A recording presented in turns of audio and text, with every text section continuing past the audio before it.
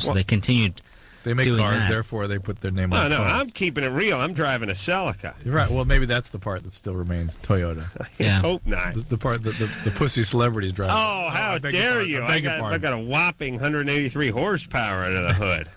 How dare you, Drew? Front wheels burning out. Nothing. No exhilaration like the feeling of the front wheels burning out. Nice. Drew. Yeah, that's exciting. That actually bothers me. I don't like that front wheel spinning stuff. There's an art to it. You don't have any front wheel drive No, cars, ours do are you? all rear wheel. Yeah, but even your cars at home, right? No. You got all rear wheel. You got a Porsche, right? Got a Porsche. You got a turbo Porsche, right? I just got a SL 500. No, that's a nice car. Yeah. The new engine, that's a nice car. You got the supercharged one? Yeah. Oh boy. Is that like the AMG? Yeah. Oh, but I sent it up the road here to some friends of mine at CEC over on Santa Monica, and you popped it up some more. With the supercharger or beyond the supercharger? Just bought some extra body kit and 20-inch wheels. And Jesus Christ, that's like that car's like 130 grand already. Yeah, yeah. So racing's life been is good. Yeah, life is good. Well, you park that next to the Porsche. And Yeah. what about that Porsche? You looking to unload that cheap now? No, I still got it. Yeah, I like that car. I keep telling Drew to get some a sports car. He wants to do it, but he's too big a puss. Yeah. Speaking of calling me a puss, Drew, how long have you been talking about getting a sports car? He's got some big wheels on the truck. Yeah, he's looking at that. Wait, this is Wednesday. 7 years. 7 years and nothing. Won't commit. We'll talk cars during the break, Paul. So I got some wheels myself. All you know. right. Hey, You had the Jag last year. Oh yeah, the supercharged Jag. Oh yeah. See, Paul knows. He's a car guy. He's got a good head for that. All right, let's talk to Jen, who's on line 5. Jen? Yeah. You're 20? Yeah. What's up? I had a question for Dr. Drew. Yeah. The last couple of times my boyfriend and I have had sex, my clit has swelled up like really big. And I was just wondering what you think that could be. Plain old irritation. Just plain old when you. Yeah, if that's not. I've heard of that happening. It's not unheard of, and it's usually from some sort of inflammation. You're not saying that it suddenly grew. It just gets swollen after the fact. I don't know. I mean, it grows and it swells, like it's huge. How big? Big toe? Second toe. I'd say it like doubled in size. And it stayed that way. Well, it went down a little bit. Like it happened tonight again, and it went down a little bit. But like I can tell, like the day after, it's still like a little bit swollen. It just like I just keep having sex, so it never like quite goes down. But right, it's an inflammation. It's the tissue. It's like any other tissue. It can swell up and get irritated. You got to ice it down. Yeah. There's such a thing as clitoromegaly, where the thing can actually grow, and that's from hormones. If you're taking male hormones, that sort of thing. Yeah, I think I got that. Yeah, oh no, wait that's a minute. Penis. Wait, no, that's a penis. That is. Yes. All right. Good. Oh no. Yeah. I was momentarily relieved there, Drew, and then upset. Yes. Then angered. So Jen, what was it a finger with a pinky without a toenail? Oh, shut up. What about a nice bath, Drew? Yeah. Couldn't wait, right? What are you doing to irritate things so much? What's happening? it's just after intercourse that it happens. But are you guys doing something that sort of... Nothing different. The only thing was I'm on orthotricycline and deoxycycline. And doxycycline antibiotic? Yeah, an antibiotic is a deoxycycline, and then not tetracycline. Doxycycline is a tetracycline. And one thing that does give you a great yeast infection, and maybe that's what's happening that's causing the irritation down there. Okay. You just don't know it yet. You haven't had the discharge and all that stuff. It's no discharge. It's like right after we have sex. All right, sit in that tub, baby doll. Maybe he's is he shaved or he has stubble that could irritate? No. Good question. No. No? All right. So what should she do, Drew? Nothing. Nothing. There you go, Jen. Okay. That's my favorite advice. You're okay. Okay. Just don't. Just give it a break. Give it a rest. Yeah. All right. Elevate your crotch. That's what I do. I sleep like a bat. My balls hang the other way. I like them to hang down toward my chin. You know what I'm saying, Drew? I'm listening. Okay. Just as long as you're listening. Paul, you listening? I'm listening. Okay. Brandy? Yeah. Are you listening? Yeah. All right. You're 17. What's up? Well, I've had this thing for a while now. I have a boyfriend, and I've been trying to have an orgasm, and it just has not happened. And we've tried a lot of stuff, like the whole me masturbating and the average different 17-year-old isn't quite able to do this. Female. Really? Yeah. Because like I'll talk to my friends and they're like, yeah, I couldn't, and now I can. Yeah, a lot of them get to that point earlier than others, but the window you expect to get going is around 18 to 22. Really? So yeah, it's just the way the biology works and the way your central nervous system. Is it the masturbation window or the orgasm? It's the orgasm window. She's already entered the masturbation window, but it's not working. Can she squeeze in through the orgasm doggy door or something, make her way into the orgasm? She's been trying. house? It doesn't work. Can you see that? Tried the doggy door? Does that trigger it or? No. It's just having a good intimate relationship, exploring these things. It'll start to kind of sync up. Yeah. I'm going back to the tub one more time. Don't push it. Too. Don't push it. The ladies enjoy the tub. They like the water. Adam's got a good suggestion for you. How about a little water from the tub there, Brandy? Do you know what he means? Yes. Yeah. Have you tried that out? Yeah. We've tried so many things. I've just This isn't a we unless you mean you and your vagina. Well, This is a you job. Yeah. Yeah? Did she say she could do one on her own? She doesn't do it by herself. Yeah. I can have one, like, with me on my own. I can have one, with oral sex. I just cannot have you have it with oral sex? Oh, please. You're breaking Brandy, my heart. That may always be the way it is. That's most women. You get one off of oral sex at 17. That's pretty good. That's way ahead. That's doing fine. I'm trying to think of the amount of... I don't know. I don't know if any woman can have one through intercourse, Drew. I truly don't. Well, not many. That's right. Listen to the doctor, everybody. He knows. Man is a genius and never wrong. Never. You've never heard me question you, have you, Drew? It's probably most women don't, except on rare occasion during intercourse. Drew is rarely right. But we're still talking about millions and millions of women that do. Yeah, where are they? Who's been keeping them where? In Saddam's bunker? Mm-hmm. Where are they? Never run across one of them. And it can't be me. No. Paul, can't be me, right? Can't be you. That's right. No. So, Dave? Yeah. You're 20? Yeah. What's up? My girlfriend, she had some condoms in her room, and she's going shopping for prom jewelry, and her mom found the condoms. And what is the prom jewelry and the con? Well, you know what we did is we hid them in our jewelry box. And her mom is making a gynecologist appointment for her next week, and she's all scared because she's heard bad things like it hurts and all sorts of stuff. Well, if you guys are having sex, you're 20. How old is she? She's 17. All right. Well, sort of a iffiness there, right?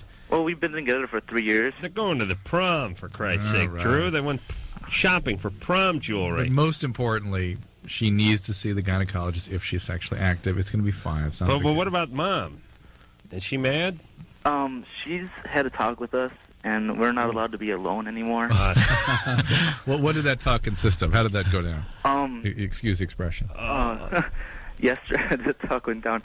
Yesterday, when I fell asleep at her house, and when I woke up, my girlfriend was like, "Hey, my mom wants to talk to you," and she's like, "Yeah, I want to talk." And she said she laid down some rules about how we can't be alone. I can't be there when she's not there, and all this other stuff. And my girlfriend told me that she had made an appointment, and her mom told her these things that, like, it hurts, and they do. I don't know, and I'm just kind of wondering the mom was scaring your girlfriend about the gynecologist. Yeah, and she said she looked on the internet, and she said she's heard some bad things, but I don't know what goes on. Now, Dave, look, every woman of reproductive age who is sexually active must see a gynecologist or a doctor for pelvic exams every year, period. You haven't heard too many complaints from the entire population, have you? Well, I don't think any of them enjoy it. No, no one enjoys it, nor do the men enjoy the prostate exams that follow after 40. But that's it. Yes, that's right. Touche, ladies. I may enjoy mine. I don't know. I was going to say, Adam, notwithstanding to the contrary. My last... How come he's asleep on the couch at the... That was interesting, wasn't it? Yeah, I wondered that myself. Yeah, I was kind of curious to that, too. She came in like, should we get back into that? No. I'm thinking about all my friends' parents, and all the yelling at her. I got yelled at, disciplined. I actually been hit twice by my friends' parents. No. I'm the only guy I know... Ray's mom. No. Ray's mom... Oh, man. Ray's mom. My buddy Ray's mom. Ray was babysitting. I grabbed... I was like 14. I was sleeping over there. I grabbed his Frisky magazine, crazy 60s pornography, like topless chicks in huge panties, shaking cocktails, like just crazy with beehives, like crazy 60s porn, And they all had those huge cans with big saucer nipples. I don't know what was going on in the 60s, but that look was in. And I had the Frisky magazine, and I was checking it out, and I was in Ray's room, and I was sleeping on the floor where I belong. And Ray's mom comes in, and she's like, what are you doing down there on the floor? I'm like, nothing. I'm getting ready to go to bed. And she's like, well, you shouldn't be sleeping on the floor. You should sleep on a mattress. I said, no, I'm comfortable. She's like, I won't have it. Get up.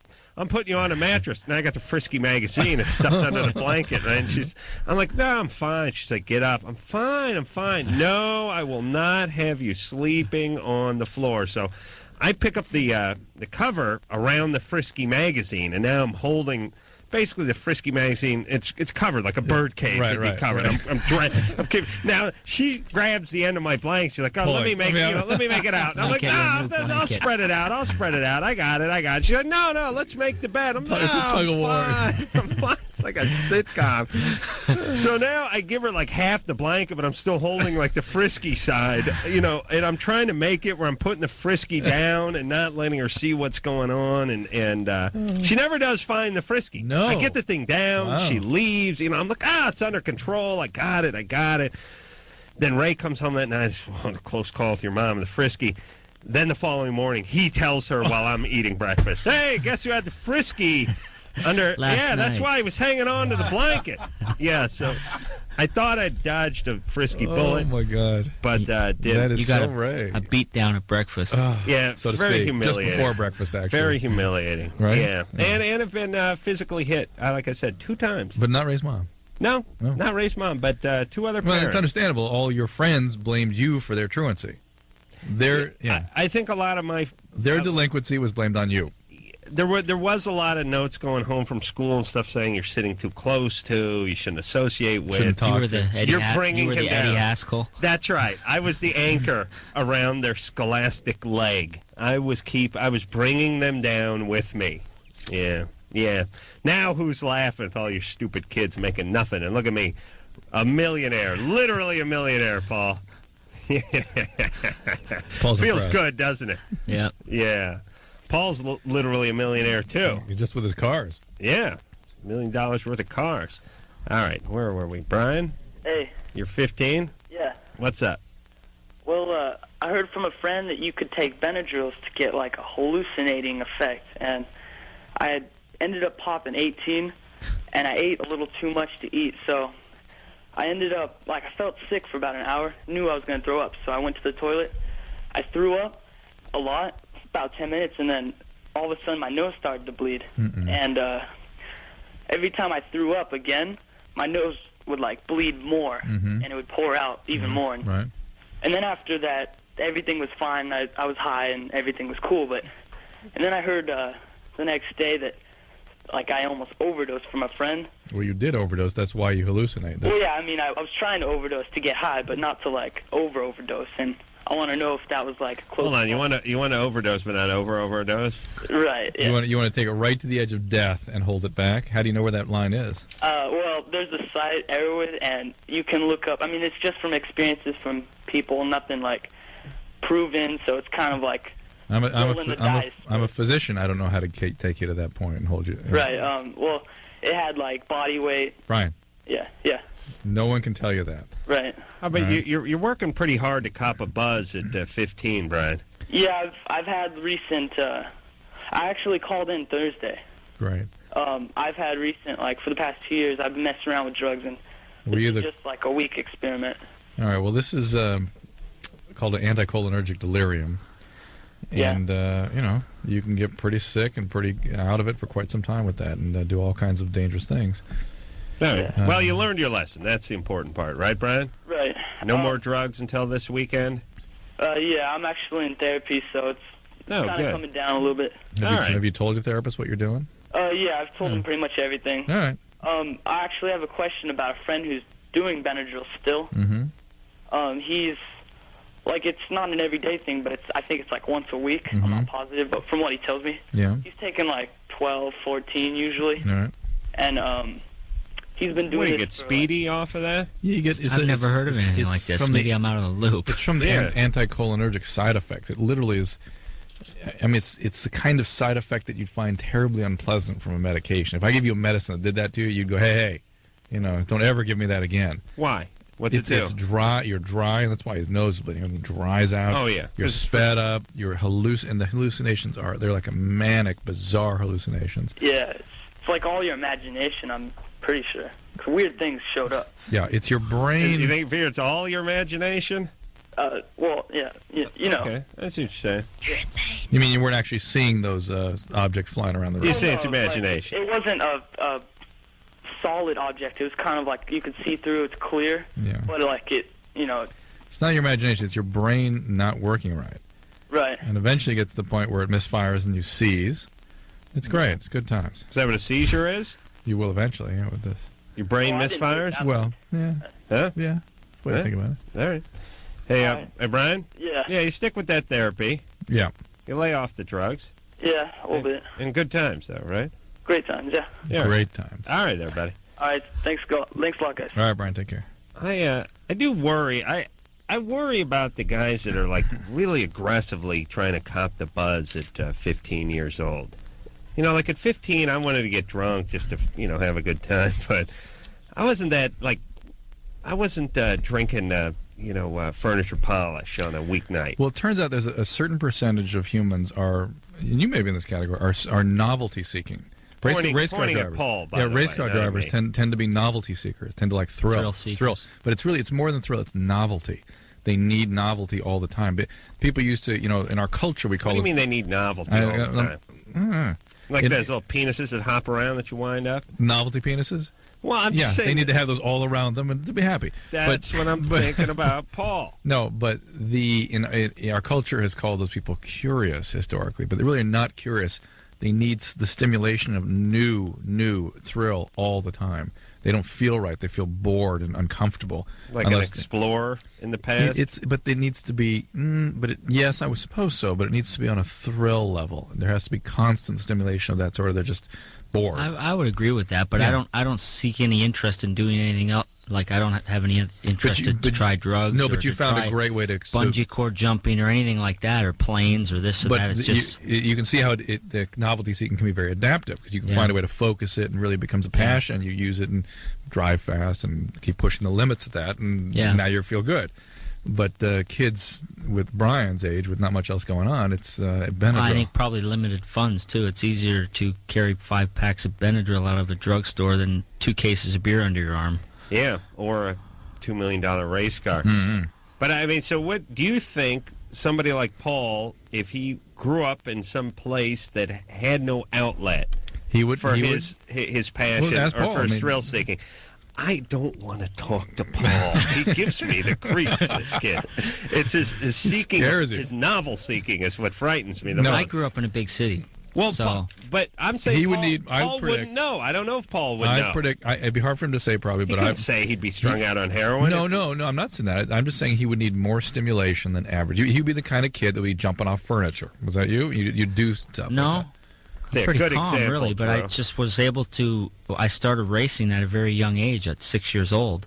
So I developed he was doing that instead. the skills at that age, and but I grew up in a big city in Toronto, which is there was 3-4 million people at that time when I was a kid, and you had exposure as a teenager to everything, clubs and drugs and drinking and all that. And it never really interested me. He's going to strip bars at 7. See, that's what I got. How much more? No, when he said racing, that's a euphemism for going to strip bars. Yeah, we said clubs at 7. He said it. I got it. All right, anyway, well, here's what I'm saying, Drew. I'm saying, do you think Paul would have the kind of personality that would get into this stuff if he had no other outlet?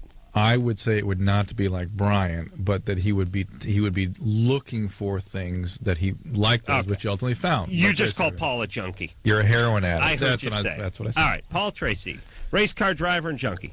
Here tonight, Toyota Grand Prix coming up this Sunday. I'll be doing the Saturday race with the real men, the guys that like 4 cylinders and under 200 horsepower in a front-wheel drive automobile. Hey, Donny Osmond got upside down in one of those things. I know. I saw that, but, Donnie, Well, you can crash. I mean, we were doing some practice laps, and Buzz Aldrin whacked the wall pretty good and screwed up his car. And you can get Those walls don't move. You can get up to like 110 on that shoreline there, and yeah, there could be a good crack up. But I think Donnie Osmond sort of did a low-speed rollover, but still managed to flip his car. Sure. So it can be done. All right, so we'll take a quick break, and we'll be right back after this.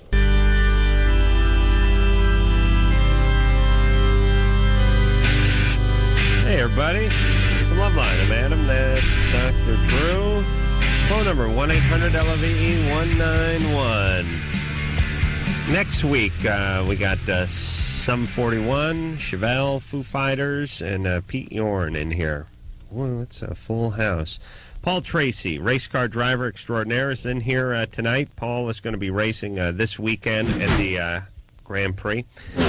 The Toyota Grand Prix, that is, out on the streets of Long Beach, and it's a good time. It's a nice event. Weather's usually good. It's right by the beach there. I don't know how many people show up. Got to be 150, 175. Yeah. Packed. A lot of good-looking chicks. Tons of good stuff. Free stickers, beer, and all that kind of stuff. And it's a nice event. I'm trying to think like. It's one of these events where if you like car racing, you'll love it, and if you don't like car racing, you'll like it. It's good people watching too. Yeah, a lot of people with money showing up over there. Just the sounds, the smells. Your part, the celebrity part, is what time? That's Saturday on I don't know, the middle of the day at some point. I don't know, like 1 o'clock or something like that. I got a feeling I'm going to crash a car. Really? That's the attitude I'm going in with. And then if I don't crash, it's gravy. How do you feel about not being responsible for a car? I'll tell you, like if you write it off, it's skin off your back. You're much more aggressive when you're driving. It's somebody else's car. A rental car, yeah. As a matter of fact, when I first started down at the driving school, the instructor had to tell me to stop letting go of the wheel. Like, stop driving with one hand and your elbow hanging out the window.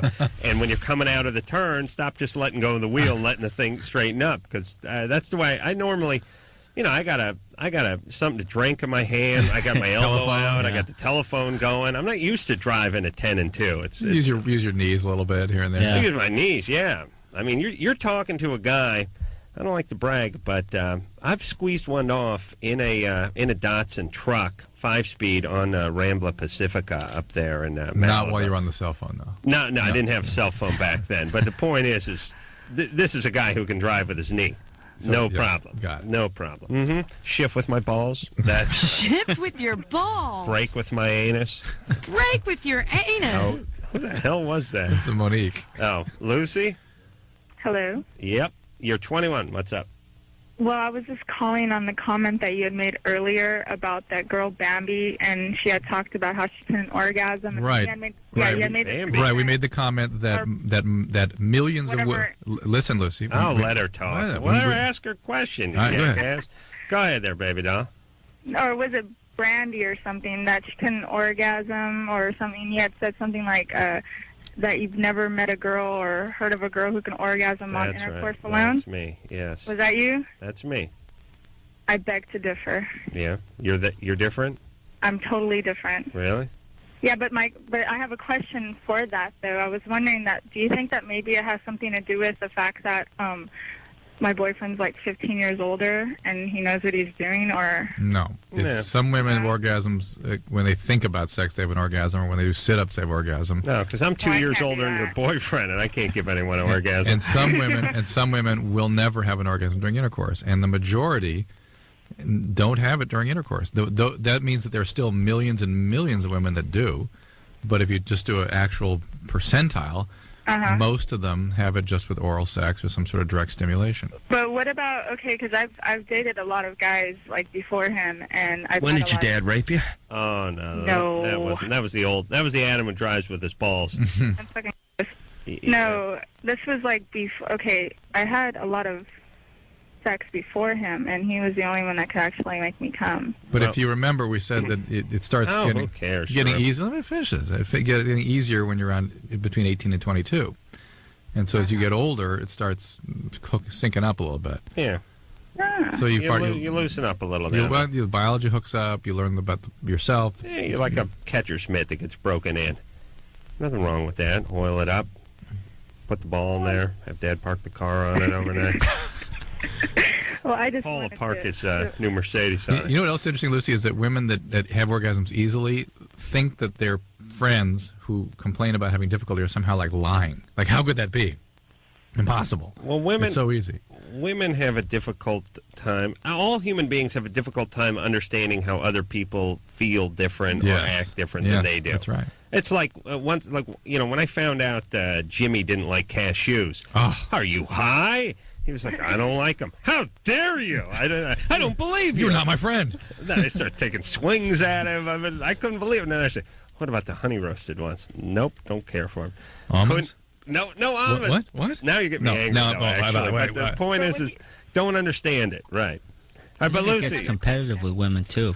Yeah. I have one every time. I never do. What's that, Lucy? I said I have another question. Just out of curiosity, do you think that's weird that I would date somebody like 15 years older than me? When did your dad rape you? No. Well, now wait. Yeah, a little bit. It's a little bit. She's 21. And he's... Is it like a daddy complex? Not necessarily. Would you think it is? I've had that concern every now and then, but I don't really think so. Well, what's the nature of the relationship? Do you want to get married? Is just for fun? What's happening? Well, I mean, it's a serious relationship, but we've never really thought that far. I mean, we talked about it, but it wasn't like... Has he been divorced or anything? No. What does he make of this relationship? I think he's pretty, like... See, we don't have so much of a problem with him as much as suspicious about him. Well, what's he do? Does he do something? Is he do something with a restaurant? Does he? Yeah. No. What's he do? Construction. Well, he just works. I mean, he's a normal guy. What's his job? She doesn't know. He works at a video store. At 36? Really? Did he run it? What's he do at that video store? He's the manager. That's like being a restaurant manager, isn't it? No. No? No. That's no good. And what do you do? I work at a retail store. The video retail Same store. place? No, this is totally different. All right. That's fine. Listen, don't get pregnant. You'll be fine. You're getting your orgasms. This guy knows. Lord knows he brings home a new porn every night. He knows how to handle himself in the sack. Probably brings home just a huge stack of porn. I said you bring home like a Santa sack full of porn every night. Fantasy about being maybe there's a future for you there. Every night you see me just dragging this huge pillowcase full of porn out to the car, just dragging it because I can't lift it. Having some young employee help me lift it up into the trunk of the car. Car leans over, squats out the suspension in the back. I drag the bumper all the way home. Yeah. All right. Actually, DVDs, that's my new move. Oh, you changed. You rent those, yeah. You moved on. Mm-hmm. Oh, are you all right? Yeah, I'm fine. Wow, that's a big transition for you. Yeah. Yeah. What do you do with... You got to keep moving forward.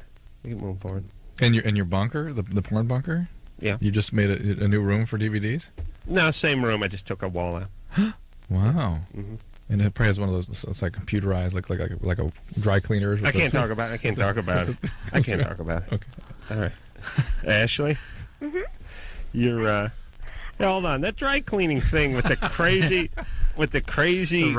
automated merry-go-round. It's like that'd be a good invention. It always goes up too. It goes up to another floor somewhere. But there's like $170,000 worth of this tram system going on here, and about $8 worth of store. Yes. I always think to myself, couldn't you just hang it on something and just go grab it? Always a little difficulty with that thing, too. They pass you. Yeah. Corolla.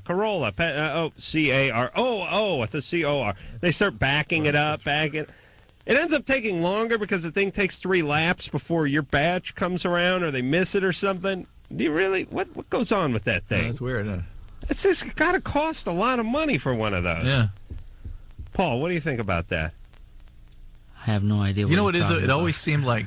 You go to the it may be a Southern California thing, number one. I wonder. And number two, it always seemed like the clothing went up on the it does go up store, and the dry clean all went on down below. Yeah? Well, I got to look into this. Whatever. Anderson's actually agitated by our discussions tonight. You can't Ashley, you're 18. What's up? 2 questions for you. Yeah. The first one is, can you get a yeast infection from oral sex? I can. Well, just about anything can sort of upset the chemistry of that region, and that can set you up for a yeast infection. But it's not as though you're likely to pass a yeast infection from the mouth. Okay. Because people that have yeast infections in their mouth are people that have autoimmune diseases or are on medication that suppress their immunity that cause the yeast to overgrow in the mouth. Oh. Because I've had, reoccurring yeast infections for the last, 8 months. And reoccurring yeast is a very common thing. Really? Yeah. But you're just having oral sex? No, I have regular sex, too, but it just, I stop and it still comes back. We're using a condom? Yeah, sometimes. Sometimes? All the time. How come, what are you doing? Who's honking that horn out there? It's a car alarm. Oh, really? Yeah. Jesus it won't Christ. go off. People should be sued. I went to the doctors and they checked me for diabetes and everything. Right, that's good. That's an important thing to do. How are they trying to treat it? I just actually got a prescription today. They gave me 12 doses of diflucan. Which is a lot. Yeah, they want me to take one every 3 days. Yeah, and that will clear it up. And if there's anything else that you're sort of doing to yourself or introducing that's putting you at risk for that, it will come back. Yeah, and then I have Terazol. These are all very powerful anti-yeast Yeah, so I'm hoping that will take... No, it will make it go away, but it may not stay away. I'm thinking about honking horns now, and I realize... Oh, my God. This is called tangential thinking, Paul. With this. I can't help it. If I'm going to hear nothing but a horn in the background our call, I got to focus on. I'm thinking about how hot it is in here. It is hot in here. Oh, yes. My God. It's going to heat up when I'm done talking about honking my horn. No doubt. I'll tell you that. I would like to make a plea to all the folks on the West Coast, specifically the Southern California area, Los Angeles, to start using their goddamn horn just a little bit more. Learn from the New Yorkers a little bit. Yeah, now people go, oh, New York, oh, they honk, they're always honking. That's a good thing. Mm-hmm. I have made a practice of honking through a couple of cars to the culprit really car. Pissed off in They do. California. Like in California, you can make a right-hand turn on a red.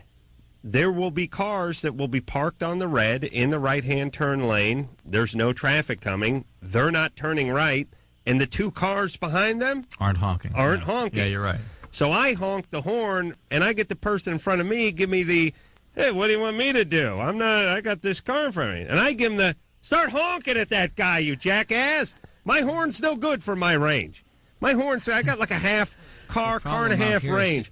It is your job. You're just as guilty as the guy who's not turning right if you're not honking. You can get shot out here for that. That's Worth it. And so I now then honk through cars at people. But I did something the other day, which is I actually honked at a car that I had nothing to do with. And this is where I've really taken my passion of honking to a new level. I was driving. I was going to make a left. There was a car just in the left-hand lane, and not in the turning left lane, but just in the regular lane. He wasn't going anywhere, and everyone was stacked up behind him, and the light was green. I slid up next to him. I noticed he was down looking for something in his passenger seat. I gave him the honk for all my brethren behind him. I honked for the honkless. I honked for the honky who would not honk. And I'm like the Robin Hood of honking now. It's not for myself anymore. I honk from the rich, and I give to the poor with my honking. I honked to the guy and told him to get moving, but no one behind him would honk. What is going on here? I mean, if these gang members, this is the ultimate crime. They won't let us use our horns, these goddamn gang members. Terrorism. Yeah, and you usually get a warning shot or something before they actually aim it into the car. So please, everyone, start honking. I don't care. If I get honked on for not doing something, fine. You know what it is? People are not aggressive drivers out here. They're passive. They're passive aggressive. They're passive aggressive. The thing I noticed, because I travel around a lot, people on the East Coast, they're very aggressive. Change lanes quick. They move quick. They stop, go.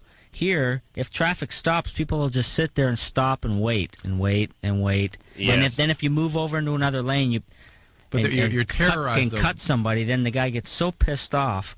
Yes. They want to kill you. Well, this is the land where people zoom in front of you and then slow down. Yeah. To teach you a lesson. Oh, listen, we got a lot of angry people. We got a lot of pussies here. We got a lot of folks without insurance. And we got a lot of troublemakers, or foreigners, as I call them, who don't know how to drive. And let's be honest. And people think this is a racist thing, but it's not. Let me explain why. We, I have to explain this every once in a while. Course, yeah. You want to know why we get our ass kicked in soccer every year? Because these other countries have been playing their whole life. Right. This is what they say. I say the United States is the greatest athletes in the world. How come we come in 128th in soccer every year? They say, you know why? Because it's part of their culture. Yeah. They grew up, their parents, their grandparents, they've been playing soccer for hundreds of years. It's a new sport for you over here. I realize, yes, this is what goes on with driving. These grandparents were driving around 10 speeds. Mm-hmm. You see what I mean? Mm-hmm. Their parents were dragging rickshaws and driving mopeds around. This is like the first generation of a lot of these foreign folks who actually got four wheels under them, and they're not too good. They're about as good at driving as we are at soccer. It's like picking up skiing as an adult or something. Yeah. It's got to be part of the culture. Yeah. Part of the culture. And, God It's the willing. same as anything. Picking up racing as an adult is difficult to do. Yeah, their kids and their kids' will be, hopefully, God willing, my son and his son will not have to use the horn against the son of the other man. Or even better, Yes. they will use it properly. That's right. Yeah. All right. Not all right. Paul Tracy. Yeah, that's the guy you get. Paul Tracy, race car drivers here tonight. He's going to be at the Toyota Grand Prix of Long Beach this Sunday. I'll be there on Saturday. Yeah, fantastic race car driver is going to be down at the Grand Prix this week of Long Beach, and the Toyota Grand Prix, that is. And they're also... they're going to have some vintage Grand Prix cars down there. I think like 76 through 83 or something like that, doing a race. I think it's pretty Sunday. cool. I went and looked at them today. A lot of old Ferraris, and had Gilles Villeneuve's car there, and in really good condition. Yeah, really bitchin' Pristine. cars. Yeah, somebody figured out that these race cars, even when they're past their racing prime, are still worth quite a few bucks, and not to part them out or put them in a barn like they used to. Oh, it kills you when you think about it. You hear these stories. Some of these vintage race cars from the 60s and even early 70s, mid 70s. Some of these things that were just like, we couldn't give them away after we're done racing them, Now the GT40's worth $3 million. Yeah. They were asking $6,500. Ooh. It's like that. They didn't know what to do with them. They're like, well, we campaigned the car in 69 and 70 and 71, and then 72 came in and the car was outdated, and what are you going to do with a race car? You can't drive it on the street. Still, I see that all as symptomatic of the 70s, but anything that came before, anything old, meaning more than 2 years old, bad, trash, crap, junk, everything. They sprayed that acoustic cottage cheese all over the car. Of course. They put gold glitter on it. Little tiling. Put It's some amazing bad mirror tile on it. how much old race cars are worth. Now, it's crazy what cars are worth. Ferraris are into the millions. Many of them. I mean, there's tons of cars that are into the millions, but the Ferraris. It's not like, that one Ferrari's worth $2 million. It's like they all are. They have some kind of racing pedigree from the 60s, early 70s, whatever, even beyond. They're just worth millions of dollars, and were considered sort of worth something, but not really. Not back then. Like, what are you going to do? Can't drive them on the street. Can't race them anymore. All right, let's talk to... this is the same way I feel about my Beanie Babies. This is why I'm going to hang on to them, Drew. God. Yes. So we got Pokemon cards, too. Yeah, shrewd. Oh, yeah. Shrewd. David? Yeah. You're 17? Sorry, hold on a second. All righty. Hello? Hello? Yeah. My question is, do you think it's important, like, if you have a girlfriend, do you think it's important to know their past relationships, like, sexually? Sure.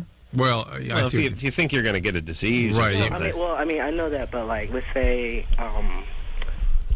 her ex-boyfriend gave her an orgasm, but you couldn't. No, that kind of history you don't need. Because, that kind of happened to me, and I would do whatever. I would go for so long, and, I don't know, what's the deal? Yeah. She would tell me that, she's had one before, and I was like, what's the deal? So, and other things, it kind of discourages you, kind of lowers your confidence sometimes. More mystery, less history. Yes. What do you think is important to know, besides, if they didn't get any diseases or anything like that? Well, I think you want to know what their level of experience is, just to make sure. If you're dating somebody who's went through the entire senior class at the high school, chances are she's a little nutty. she's got some issues, and you may just be one of those guys she's going through, which is not always a bad thing. But if it's that sort of thing, you'd want to know. And if she has any, obviously, diseases or any festering anythings, you'd want to know. But just getting into that history of, oh, yeah. I mean, and they don't even know what they're doing, those women. They're like, oh, thank God you have an average-sized penis. My last guy. Oh. He was so huge. Oh, he was a can of paint. It was painful every time. Oh, and then went back door. Forget about it. I cried. It's like, now you're crying. Yeah. Yeah, you don't need to hear that. Yeah, nothing. You always end up hearing it, but you don't need to hear it. What's that? Nothing in the bedroom you want to know too much about. Not too much. Not too much. Just they're not engaged in at-risk behaviors. All right. Yeah. All right there, Dave. But you were able to find out that she had an orgasm with the last guy? Well, yeah, and, like, I don't know how or why, but whatever I did, it was like she just wouldn't have it. Yeah. Well, lucky. Look at it as a lucky orgasm. That's like a, I don't know. I mean, yeah, it is like kind of like the... All right, I'm done with David's half-baked You have a small penis, you fag. True, quiet down. Yeah, you don't need to know. I'm done asking. Yeah, you don't ask anything. You married, Paul? Girlfriend. You're done talking to her, right? Yeah. Yeah, I don't even want to know. I'm not too inquisitive anyway. Yeah, so. you don't even know about the past. I don't even want to know about the present. I don't even want to know about that. How she's doing now? I'm always 1 week ahead of wherever we are. Yeah. Let's talk to Katie, who's 24. Katie? Oh, hi. What's up? Didn't think you'd get to me. Well, gosh. Well, I basically told whoever was on the phone. Who answers the phone? Oh, just ask your question, would you? Sorry. I should know better. I've listened to the show forever. Well, my problem is that I'm a lesbian, but I have problems or issues having sex. Like I'm uncomfortable in a way. With a woman. With a woman. Yeah. And I've never been with a man, but stop that. I don't have any desire. Never been with a guy. Never been with a guy. Paul turned you. He turned you right around. I've heard that more than once. About Paul? I'm sorry, what? Oh, okay. Just checking. You've never been with a man, but yet you're uncomfortable with a woman. Yeah. Yeah, this seems like a bad hand. Yeah, it sounds like whatever sort of got her this way may have maybe the reason why she's difficult in any intimate relationship. 24. 24. What, so were you sexually abused growing up or something? I was molested, yes. Yeah, and so that's what I'm picking up on, that your sexuality got sort of scrambled by that, and now you are gay, and that's fine, that's just the way you are. Yeah. But that really intimacy is the bigger issue with you, and that sexual abuse. Maybe a woman did the sexual abuse. No. No? No. Who was it? Neighbor boys. Neighbor boys up. All right. Yeah. That's bad. And girl? Brothers. Oh, just the brothers? Yeah. All right. And why can't you be with a woman, do you think? I wish I could answer that. Okay. She can't be vulnerable. She can't be intimate. That's just all the trauma stuff. And how about a little therapy? Do you have panic attacks, that sort of thing? Yes, anxiety. Yeah, I mean, see, impactful. this is all post-traumatic stress disorder. So you really need to get in there, get some treatment, get this managed, get some therapy for trauma survivorship. And as you said, you've been on some medication to help with some of that biology that's left behind. And maybe after you develop a relationship with a therapist, then you can become open and intimate in a real relationship. All right. Paul Tracy, race car drivers here tonight. Going to be at the Long Beach Grand Prix Toyota coming up, Toyota Long Beach Grand Prix, Toyota Grand Prix Long Beach. Coming up this Sunday. We'll take a quick break. We'll be right back.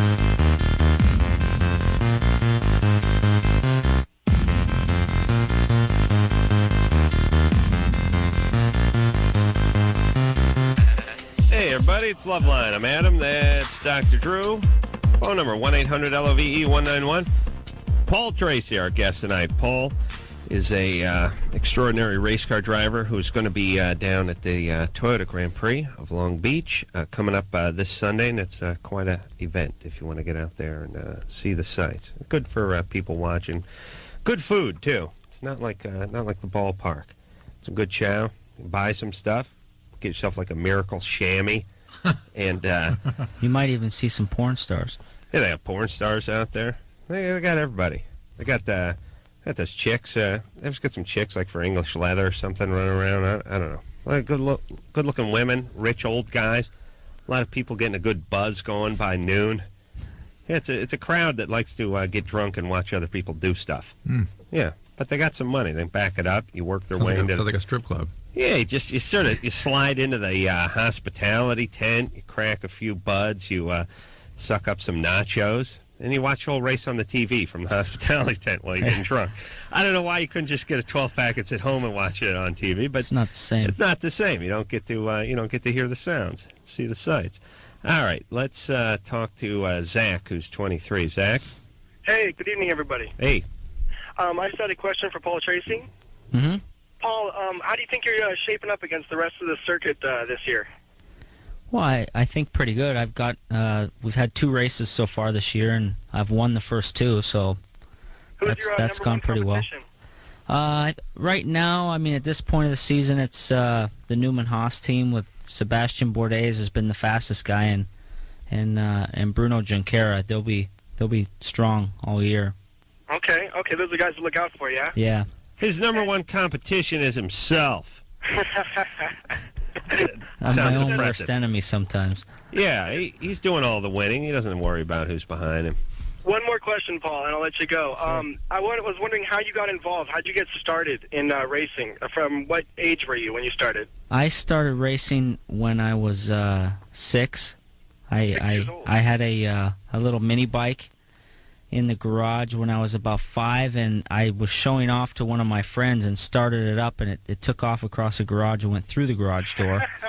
So my dad took it away from me, and then a couple months later he brought home a go-kart, and we just kind of went from there. So you started, let's go through your racing here. I mean, briefly, but you started off with go-karts, then into what? Shriner cars? I went to what they would call as Formula Ford, which is an open-wheel car with a 1,600-liter Ford engine. Mm-hmm. 1,600 cc, not liter. 1,600 cc. What age Ford are engine. you? I was 16. You could start racing in Canada. At 16. And then from there it was Formula Ford 2000, which is a 2,000 cc. And then from there I went to Formula Atlantic, and then Indy Lights, and then Indy Lights to Indy cars. And this was, well, how old are you now? 34. Yeah, you look pretty good. Yeah, not bad. You ever had any horrible crashes? A couple. I've been pretty lucky. I've had a lot of crashes over the years, but I've never had any major ones. I broke my leg once, and I fractured a vertebrae in my neck, but nothing that's kept me out of the car for a long time. Is Long Beach? I guess I've been down to Long Beach probably, I don't know, 8 or 10 times. I've never really seen any bad crashes over there the times that I went. Is it considered a fairly safe course? No, it's a safe track. I mean, the track, a lot of the street courses we go to, they're slower. The speeds are slower in the corners. I mean, the straightaway at Long Beach will hit 190. Will you get up to 190? Yeah, we hit 190 on the straight, but the corner at the end is about a 40 or 50 mile an hour corner. So they give a lot of room for runoff, and the tracks are designed pretty safe now. So it's a lot better than it was in the 70s. And the way the cars are designed, they're designed to protect the driver, not be basically a ball of fuel around you when you hit something. The cars used to catch fire. And yeah, and they didn't really have, like, if you go, you watch the Speed Channel, and you watch all these vintage shows from the 60s and 70s. They didn't really have a whole lot of consideration they weren't for designed safety. for safety. I mean, those cars were all aluminum, and when you'd hit something, they'd basically you're sitting inside of a Coke can. Yep. And on each side of you was a fuel tank, and when you ruptured the fuel tank, the car would catch fire, and it was just pretty much bad news. Guys' feet would hang out, way over where the cage was and stuff, so if they ran into anything, their feet basically hit first. I mean, it was, I guess they sort of figured that, I think back in the day, they looked at race car driving as sort of like a daredevil, like you're doing, you're a stunt pilot or jumping motorcycles or something. It was pretty much. I mean, I read Mario Andretti's book, and I mean, he talks about all the friends that he lost, and he was amazed that he didn't have any, bigger accidents than what he had. With some of the cars that he drove in the 60s and 70s were real dangerous. They didn't have roll bars and stuff for a long time. It was bad times. They didn't have those fuel cells. Fuel just flew out everywhere and caught on fire. Now they got these fuel cells that are made of ballistic material. You shoot them with a shotgun. They don't do anything. Oh yeah, I think I got one of those in my car. I got full ride from Toyota this year. They picked me up for one race. Bridget? Yes? You're 16? Yeah. Oh, if Angie Everhart beats me, I swear I'll cry. That's the only. I can't have Angie Everhart or Buzz Aldrin beat me. That's my two main concerns for the race. What if you crash? I'll have to get out of the car. If I crash, throw yourself in front of their car. I got to take them into the wall with me or something. Take them with you. They cannot beat me. Bridget? Yeah? You're 16, so what's going on? Okay, a couple of my friends were already had sex, and after their second or third time it felt good. And I've had sex 8 times, and it's never felt good. It's hurt really bad, except for my first time. I didn't feel anything because he was really small. But same guy every time, or no. How many different guys? 5. 5 different guys, and you don't enjoy it. No. It's like a heroin addict doing heroin and they don't like it. Why do you do it then? Well, because I figure it's gonna get better, because the more you do it, the better it gets. Yeah, but I think you keep hopping to or on the new guy. I think that's the problem. I think you got to work it out with one guy. Well, I don't know. Yeah, you got to have a relationship. It's not going to feel better otherwise. Well, my cherries never popped either. I don't think, because if a penis went inside you, the hymen is broken. Yeah, for sure. For sure. What about the guy with the really small one? For sure. Okay. Hey, Bridget. Yeah. Are you seeing a guy now? Kind of, yeah. You are. Yeah. You like him? Kind of. Well, what's up? Well, I don't know, he's not really someone you'd want to settle down with. He's yeah. Dad just moved away. What is he? Just now. I don't know, years. Where's your dad? I live with my dad. You do? Where's your mom? My mom lives 6 hours away from me. Mm-hmm. What happened with her? They got a divorce. And when did she pull up stakes? When did she what? Leave. Oh, she left a year and a half ago. Mm-hmm. Well, Drew said, 2 years, year and a half? Mm-hmm. Your mom, how often do you see her? I see her Christmas, and she comes up for some of my dance stuff, so I see her pretty often. And why aren't you living with her? Because all my school is up here and everything. How do you feel about this, being away from her? I'd rather live with her, but it's... What's Dad like? We didn't really get along. He was never, I don't know, when I was younger, he wasn't really there. Where's my bourbon? You sort of don't have a parent now. Oh, kind of, no. Yeah, that sucks. No wonder you're running amok here and just jumping around trying to find some way to feel better. Well, it's like muck, but it starts with an F. Running an F, yeah. So, Bridget, you need to find a guy that you're into and have a relationship with him. Okay. And then it'll feel good. Right now, you're just sort of recreating these abandonments. Your mom abandoned you. Your dad's never been available. Well, my mom didn't really abandon me. Well, effectively she has. And that may not have been a willful abandonment, but she's gone. And so you're reenacting that over and over and over again. Hey, stop, okay? Okay. Just have a real relationship. It'll be all right. You're worth it. Okay. All right. Thanks. All right, baby doll. Bye. Good times. Let's talk to Katie, who's 16, too. Katie? Hi. What's up? My nipples are cracked. They're not, solid, the end of your, pinky or something. And it's been like that since, I can remember. Mm-hmm. And, on the very tip, it's, a light yellow or something. And I could actually, peel it away if I wanted to, like a scab. Yeah. It's really weird, and I don't know. I have a bunch of boyfriends, and they've actually seen my boobs, and they have no problem. They haven't even noticed anything or say anything. They would know if a sprinkler key was sticking out of your forehead. Really, when they got a boner. Guys don't really know anything. That's right. Yeah. Well, we know. We just don't care. There's a difference. There you go. Yeah. The point is the important part is that you're naked, and they're not about and you're there. Not about to jeopardize that by making fun of your nipples. I've never really I haven't had sex or anything. Yeah. What are you doing with these guys?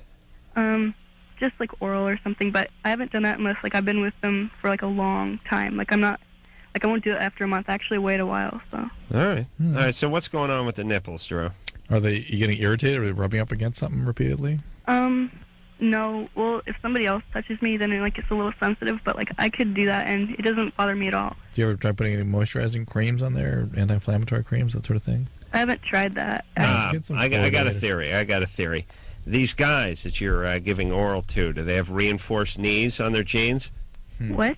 Yeah, you see what I'm saying, Drew? Yeah, I hear you. If they were standing, fly was open, she was down in front of them, it should be just about right for that. I used to wear the reinforced knee. Sure. I'd wear the super denim. Oh, the JCPenney jeans. Series. Oh, yeah. The shiny ones that the chicks dug.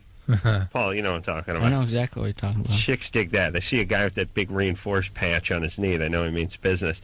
I've only given oral once. Oh, yeah, only once? Yeah. All right.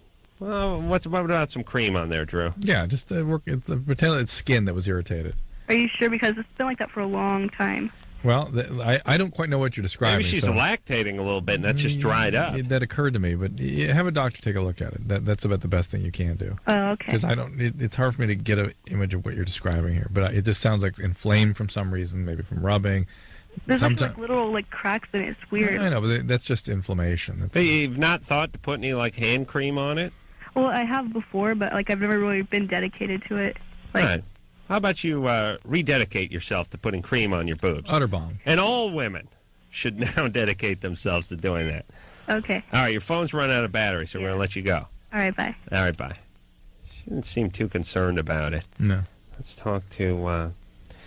people out here don't know what utter bomb is, I don't think. Yeah. Well, of course, phone screener Brian knows because he knows everything. But Paul, you know what utter bomb is? Tara gave me that... Well, Tara barely knows her last name, but utter bomb is this stuff that I guess they use it. They use it like Minnesota and stuff like that. It's Northern Plains thing. I guess you'd rub it on the udder of a cow. Keeps it moist during the cold months. Yeah. Keeps it supple. Yeah. It's bees on your hands and stuff. Yeah, it's good times. It's good times. Yeah. Oh, it's antiseptic cream, says Brian, the phone screener. Yeah, whatever. I thought it was just like hand cream. I didn't know it was. It has a whole bunch of stuff in it, apparently. It's good stuff. I don't recommend secret formula. Can you beat off with it? Similar to bag bomb? Of course. You can? Of course. Really? All right. We'll try that out. How dare you? Gina? Yeah, hi. Yeah, you're 27. What's up? I am. First of all, I want to tell you guys that you're awesome. The only thing, and it's not really a criticism, it's just that earlier in the segment, Drew was talking to the woman that was on birth control but also taking the antibiotic. And I used to work in an abortion clinic. Hold on a second. What antibiotic was you taking? Tricycline, or not tricycline, the doxycycline. Diflucan? No, it was cycline. All right. Yeah, but she had a question about yeast infections and clitoromegaly and stuff. Yeah, but the only thing I really wanted to say was that... That'll screw up the effectiveness of the pill, of course. Any of the tetracyclines will, but that wasn't what we were talking about. Oh, no, I understand. I was just... I guess, wanted to say that to women is because so many times their doctors fail to tell them that anytime they're taking a medication with birth control pills, they can totally get pregnant. So they need to use a backup method. And I just saw so many women who had no idea. Yeah, it's true. A lot of teenage girls don't want to tell their family doctors that they're on the pill. So. Right, it's a good point. In fact, tetracycline is the one that classically does it, and she mentioned doxycycline, which is a type of tetracycline. Other medication, we really don't know how much it interacts with the pill, but basically the best rule of thumb is if you're on any antibiotic and almost any medication, you should use a second backup method. When you say backup, you mean anal? Condom. And or backup, the way you mean it. I see. I'm confused. Yeah, well, both backup or backup. Gina. Yes. You worked at an abortion clinic? I did. I was a counselor. Oh, boy. How'd that go? I loved it. You did? I did. I loved it because women would come in and they were nervous, they were scared, they really didn't know that much about their bodies. Like I said, so many women got pregnant and they were on the pill. And, of course, there's always user error, but a lot of times it was because they were on an antibiotic or whatever. And it was interesting because we were able to talk with women not just about the procedure, but also about their bodies and, how to... We gave them a lot of information so that they could take better care of themselves and be more responsible. And did you get into the morning after pill? Yes, we did. And we also handed out sheets that gave different dosages of their current prescriptions. So if they... so it would work like the morning after? Yeah. Yeah. And what, you get shot at by any Christians or anything? No, we had weekly protesters. You did? Weekly? Yeah. What would they do? They would just stand outside. I mean, well, since FACE was enacted, they're not allowed to come up to the clinic door, block access to the entrance. But they had gory pictures, and they tried to yell at women coming in through the front door. You know what you gotta do? You gotta pee in one of those old fire extinguishers and then hose them down when you're pulling in. That's what I do. We can't. That'd be harassment. They have just as much right to say what they feel as we do. Well, they have a right to protest. You have a right to pee in a fire extinguisher. Gina, any sense of why people have such a problem with the morning after pill? To be quite honest, I think it's a religious thing. That was just my interpretation of it. Every single person I've ever spoken to that has an objection to it refuses to come to terms with how it actually works. A lot of people refuse to come to terms with how a lot of things work when it comes to birth control. Well, listen, you're dealing with people who think the Earth is 2,000 years old, and that Noah took an ark and filled it full of two of every animal and put it on top of a mountain somewhere. I mean, you're not dealing with scientists here. You know what I'm saying? So why are you trying to preach science to people who aren't interested in science? Aren't interested in the truth, yeah. Well, that's science, yeah. Good. But these are the same people that, encourage women to abstain, which is pretty much ludicrous because 16-year-old girls and boys are not going to do that. Yeah. Don't want to offer birth control to them, tell them to keep their babies when they are not in a position to do so, and then refuse them welfare when they do decide to keep them. Yeah. So. Well, they hopscotch around. That's all right. Completely. They don't want to take responsibility, but they want you to do it. And then when the kid they didn't want aborted finally puts a shiv in someone at age 15, they don't want to put him. They want to put him in the chair, which is good too. Which I'm all for. But I'm just saying, I'm consistent. I want the abortion and the chair. Oh yeah. Well, I actually would like to do a program where we abort the fetus, and then 20 years later, actually put it in the electric chair. The same one. Figuring it would have caused some crime along the way. Really sending a message. Really a strong anti-crime message. Paul, we think Paul's nodding his head feverishly. I can tell he agrees. Yes, Paul? I agree. Paul has to leave in a few minutes. Yeah, we'll take one more, Paul. Right. You got anything up here for Paul? Got some car-related questions up here. No. I may just have to talk about cars for a while before Paul leaves. All right, let's see. Paul got himself Are you nervous? The new Merce. Oh, driving in the race? Yeah. No. I'm only nervous You're about. Not there yet, though. No, I won't be nervous. No? I'm only. No, Adam barely has a pulse. I hate to brag. I really do. God knows I hate to brag. But here we go. I did a bunch of laps with the instructor on the track a few weeks ago, and but there's no crowd there. There's no people watching. Instructor said never saw somebody calmer than me. Tell him the pee story. You must have smoked a bowl before that, huh? The pee story? I don't get. I'll be excited to do it. Here's what I'll be nervous about. I'll be nervous about not doing well, but not nervous about the actual. I'm not nervous about crashing or nervous about anything bad happening. I'm just nervous about. The same for me. I get more worried about wanting to do well than. Yeah. Whether I'm going to crash or whether this is going to happen or that's going to happen. You want your own anticipation levels are so high that you want to do well to save face for yourself. Well, and there's like a point. Like I said, for me, it's Angie Everhart or Buzz Aldrin beating me. That's really where the nerves set in. But I think in anything that you do, Drew, over here. I'm listening. Over here. There's anything you do. I mean, you don't do everything. You don't get up to the home plate when you're playing a softball game and expect to hit it over the center field wall. But you just that's want to 400 feet away. Yeah. That might be out of your range. Maybe if you're, Ken Griffey Jr., Mark McGwire, that's what you expect, and you might be disappointed if you didn't. But if you're us, you don't expect to do that. But you can get a nice double. And if you strike out, you're going to be disappointed because you're capable of getting that double. And this is the kind of situation where you kind of get one trip to the plate, and there's a lot of people watching. And you could put one in the alley and get a nice stand-up double, and that's what you hope you do. Yeah. So you're not nervous about not hitting the home run, but you are nervous about fouling one off your nutsack and limping back to the dugout and having Buzz Aldrin and Andy Everhart beat you. That's the main concern. Hopefully we'll get Josh Brolin in here tomorrow night, who you wouldn't be nervous about beating you because he's fast. You know what I'm saying? All right. Drew, I wish you were out there. Just so you could kick my ass? That's right. Wuss you. All right, that's it for Paul Tracy. Always good luck. Always good to see you. Oh yeah, no, you'll be down. I'll be there if you need any tips. Come around and see me. You'll be there on Saturday. I'll be there all weekend. Yeah, I'm looking at. I'm not just driving tips, but I actually want to screw with the car a little, like advance the timing, maybe take the back seat out of it, roll the windows up. I like using what they call the chrome horn. Yeah, what's that? How's that work? Well, the front bumpers on older cars are chrome, and I use that as a horn. Use that? Yeah, that's my horn. Yeah, but there's going to be nobody in front of me. Nobody but Buzz and Angie. If there is, use the chrome horn. All right, I'm using the chrome horn on those two. Drew? Yeah, I'll be here to... I'm going to give you the flesh horn. Get in that bathroom. Paul Tracy, everybody. Best of luck on Sunday. I'll be rooting for you, and I'll see you there on Saturday. Until then, we'll take a quick break, and we'll be right back.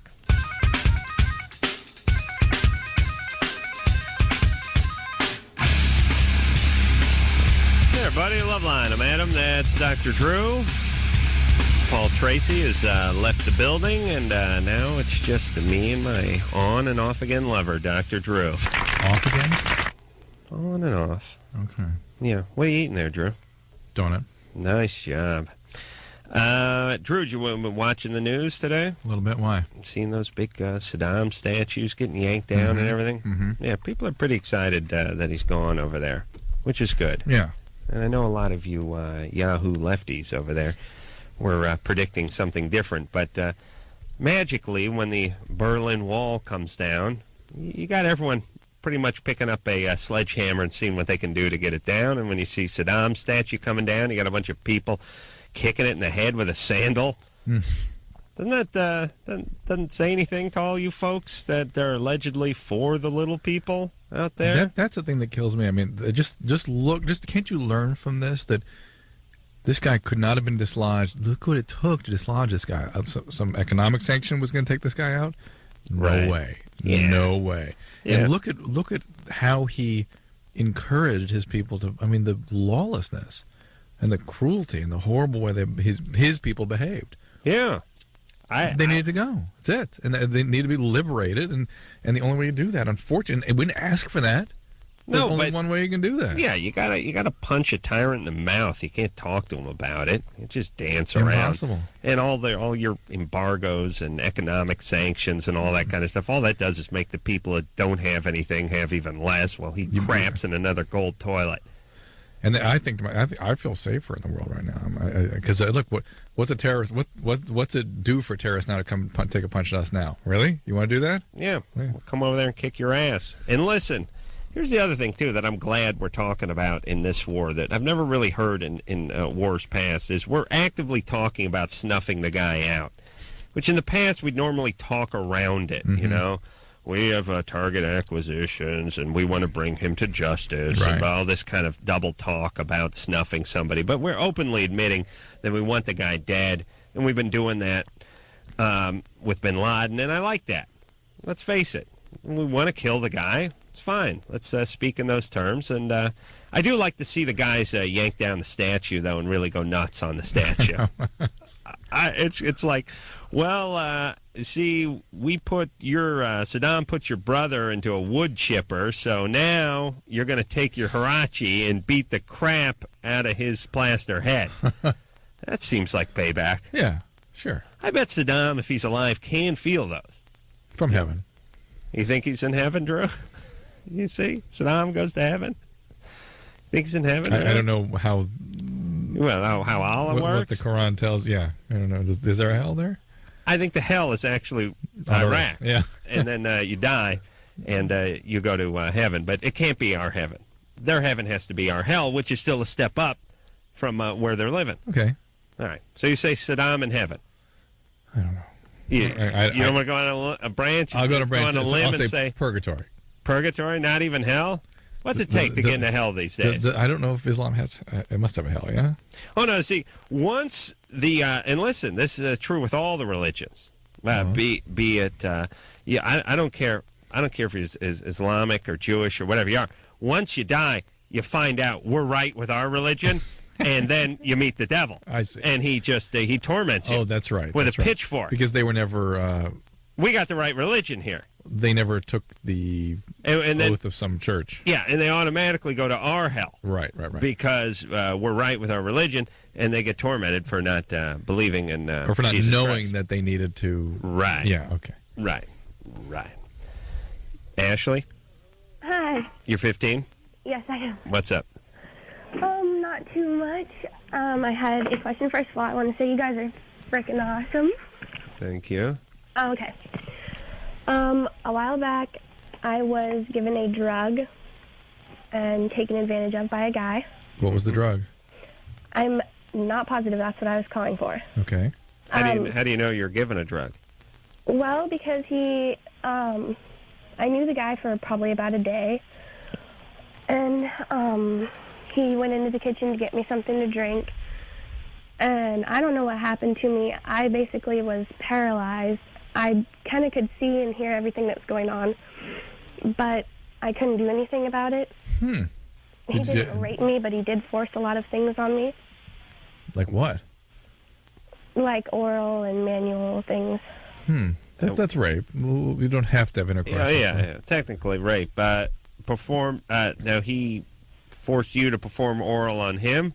No, I couldn't move. He did it on you? Yes. But you were awake? Yeah, I was kind of in and out. In and out. This guy sounds like a retarded criminal to me. It's like, I'm going to paralyze my victim so I can go down on him. When you were out, were you asleep? What kind of strategy is that? Huh? When you were out, were you asleep? I was not. No, she could see. She just couldn't feel anything. She's describing things very strangely. Had you ever been severely traumatized when you were growing up? Oh, yeah. Yeah, you sound like you were dissociating, that you were not on drugs. What did he get you to drink? No, I'm not sure that happened. I know, I'm just curious. Maybe it was a fifth of no, gin it or actually something. was just, I'm pretty sure it was just some kind of lemonade. Yeah. I would be suspicious. How old is this guy? He was actually 19. 19. Is he a smart guy? Obviously not. Well, what I mean is... I don't know. I didn't know him. You didn't know him? I did not know him. Hold on. Let me talk to Drew for a second. Yeah. Okay, Drew, I know what you're thinking. Yeah. You're thinking that she was a victim in the past, and this guy began to victimize her. And she froze. And she dissociated and kind of froze up. Which is a real common thing for victims. Right. And she made everything. Feels as if you're paralyzed. It's like an out-of-body experience. That's what they have. Right. But there are no drugs that will do that. Really? You're either in or you're out with drugs. You're out of it, and you kind of come to, and somebody might be doing something to you, and then you're asleep. Mm-hmm. You don't sort of feel out of body. I mean, ketamine can do that, make you feel sort of out of body, but even then, not reliably enough that somebody would give you that in order to use it as a date rape drug. Can you give me some of that? Yeah. Okay. Pharmacy never called me today, by the way. Ashley? I scored. That's cool. Ashley? What happened to you in the past? Oh, it's a never-ending list. When I was from the ages of 3 to 7, just about every day I was molested by my brother. That's all you need to know. Okay. That's enough to send you into these fugue states when somebody starts victimizing you. Well, so then I guess the question is we'd like to call the guy a rapist, but I don't think there's any way to prove that he drugged you. And we're not so sure he drugged you based on your history and your ability to sort of freeze up in these situations and dissociate. Right. So, on the other hand, he's an adult and you're a minor, so it seems like there's something there. How long ago did this happen? Probably, it was at the end of August, last August. Were you 14 then? Yeah. And he was 19 still? Yes. But you didn't call the cops, did you? No, I didn't. Okay. I've been, see, the thing is I really don't, let me see, just about a year ago, my dad's always been abusive. Right. And a year ago I came to visit him. I hadn't seen him for about 6 years. Yeah. And he wanted to see me for a weekend. And basically, to wrap it all up, I came home to the hospital. He tried to kill me and left me out in the middle of the desert. Ashley. Your dad tried to kill you. Yes. Ashley, they ever thought you maybe had a multiple personality disorder? What do you mean? Anybody ever said, do you ever go into, find things you bought, you don't remember buying? Maybe you're not talking to the personality that got diagnosed with the multiple personality disorder. Ever think about that? Did you ever do things where you come home and things were purchased? You don't remember buying them, that kind of thing? No. How'd your dad try to kill you and leave you in the middle of the desert? Well, I came to visit him, and we were in a hotel. He's always had anger problems. It was weird enough that he brought me somewhere that was 7 hours away from his house. And, Well, how did he try to kill you? Oh, he just beat the crap out of me. And he beat the crap out of you, like He was strangling me. Like, I could not. My body was done. Left you for dead in the desert? Yeah, basically. And what happened? A Greyhound bus came, and I took it home. You didn't report this? Oh, yeah. Okay. You did? Yeah. And what happened to him? He's actually probably sitting at home right now. I see. He didn't get prosecuted for trying to kill his daughter? The trial's not over yet. Trial's not over He yet. used to hang out at home for attempted murder? Yeah. I don't like the judicial system. I really don't like dealing with police because my entire life they've just screwed me over. Okay, hold on. Let me talk to her again. Okay, so this Ashley's got some serious issues. But even reality's not fitting together, right? Yeah, she was raped, but the guy didn't drug her. Didn't drug her, but her dad attempted to murder her and leave her in the desert. But he's then sitting home. She got up and got on a bus, and then he's sitting at home. Now, I'm not questioning Ashley in terms of these guys being world-class a-holes or criminals, but it probably didn't go down exactly how she's describing it to us. Either way, she's been through a ton, been to hell and back. Ashley, how about some therapy? You're telling me to go get therapy? Yeah, I am. How dare you, Adam? Yeah, I know. What makes you think that would be of any use to somebody? Listen, I told him my dad missed a handful of Pop Warner football games. I'm still in therapy. Your dad tried to kill you, and your brother was raping you your whole life. You need therapy. Yeah. How about it? I'm actually in therapy. Okay. I've been in counseling for a while. Okay. All right, so here's the advice. You ready? I'm a genius, right? Yep.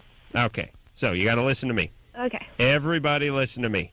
Okay. You need to not get pregnant.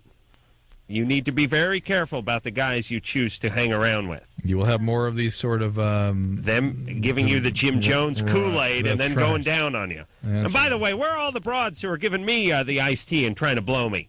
What happened to them? Where was I in high school when this stuff was going down? Never happened once. I don't think women do that, interestingly. Maybe you're right. Very Okay, so, sexist. Ashley, watch out for guys. Don't get pregnant. Don't go visit your dad anymore. And therapy, and more therapy, all right? Thank you. All right, and don't get in all chaotic relationships and everything, all right? Oh, I'll try and stay away from Don't that. do any crazy threesomes or make any porn films, all right? Okay, thanks. You guys are awesome. Unless you're hot. All right. All right. God. Oh, I'll tell you. You take these kids, you scramble their brain like a broken yolk, and then expect them to go through life without omelet head. But yes. But it's interesting. You wonder what the real experiences were that she had with her dad and with this guy. I really wonder what actually, if he had a video camera of what happened. I would reckon that her dad's probably a prick. She's got a lot of weird and crazy energy. They probably got into it. They probably, started Probably shook her or slapping and something. Yeah, shaking yeah. her and, and she's scratching him and Yeah. whatever. And he told her to get out of the car. Yeah. And drove home. Yeah. I would say that's probably the way that went down. Yeah. And then the other guy was probably just a guy making out. Is all of a sudden she's available and. Guy thought, he gave my for the price of a glass of old-time lemonade, I scored. The guy just thought he was operating. Yeah, that's all. And the reason, look, if you're going to drug somebody, they're going to rape him. Yeah, hump him. Yeah. I mean, that's the first thing my dad told me when I was going off to college. His son, if you're going to give someone a roofie, you hump. I remember that very clearly. You don't give someone a roofie and then go down on them. That doesn't happen. That's the most retarded strategy I've ever Well, heard. not as a retarded. A guy going down to him is to get a sexual response. You ain't going to get it if somebody's asleep. Yeah, so this guy gave her the drink and then slid down there. He thought he was just a smooth operator. Oh, true. We got to move to Canada. Yeah. Mm-hmm. I'm talking tonight. Oh, okay. Forget about the family. It's just you and me. It's me and you, buddy. We hop into my car. The Z? Swing by the ATM. We clean it out. I got like a $250 limit at my ATM. Oh, yeah. Swing by yours. Tap that thing out. Gas up the Z. Just go. And we just start driving down the coast, buddy. You know until what? we hit the Canadian border. Let's just go the other way. Let's go to Vegas. No. We got to get out of the country. Really? They can track you down there. Yeah. You send some money orders home to the old lady. She sees fit that the kids are taken care of. We set up shop there. Get a little job. I do a thing where I do salmon fishing expeditions. Ooh. Get a little pontoon plane. Yeah. Oh. Yeah. You sit back in the cabin. You fry up the fish. It's a good life. It's a good life. Barber and surgeon. Let's talk about this. All right, we'll be back.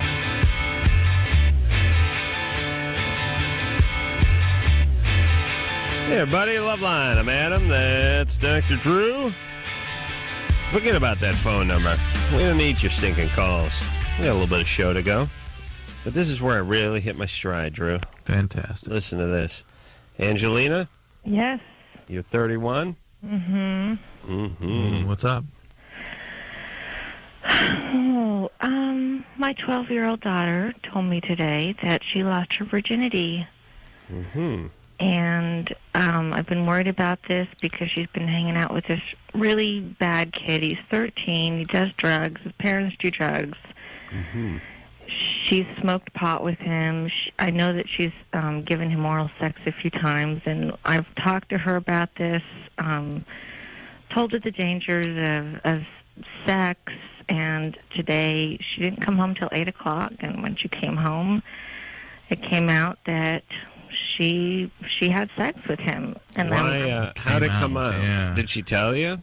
Well, she said that she forgot what time it was, and I was like, you were either stoned or you had sex. There's no way you forgot what time it was. You're lying.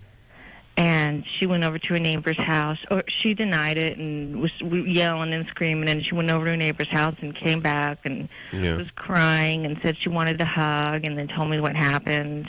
How do you know about the oral sex before this? I tricked her. Yeah. I went online in one of her little chatting sessions.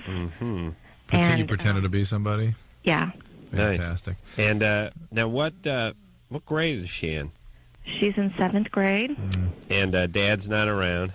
No, and I know she's starving for male attention. And what did she do for contraception today? She said she used a condom. You still might. Yeah, maybe. Maybe when you get that morning after pill going for her. Or at least get her on some birth control, right? Well, that'd be priority one. I don't think she wants to get her 12-year-old on birth control. Yeah, but she's out of control, right? I mean, this is priority one here. This is damage control at this point. And where's Dad? Living in Florida? He's never been in the picture. Is he in Florida? In Florida. It's got to be somewhere around Florida. Where is he, Dad? He's in another state. What state? Why does that matter? He's in Las Vegas. Las Vegas. Oh, second. That's Florida. second. Yeah. That's number 2.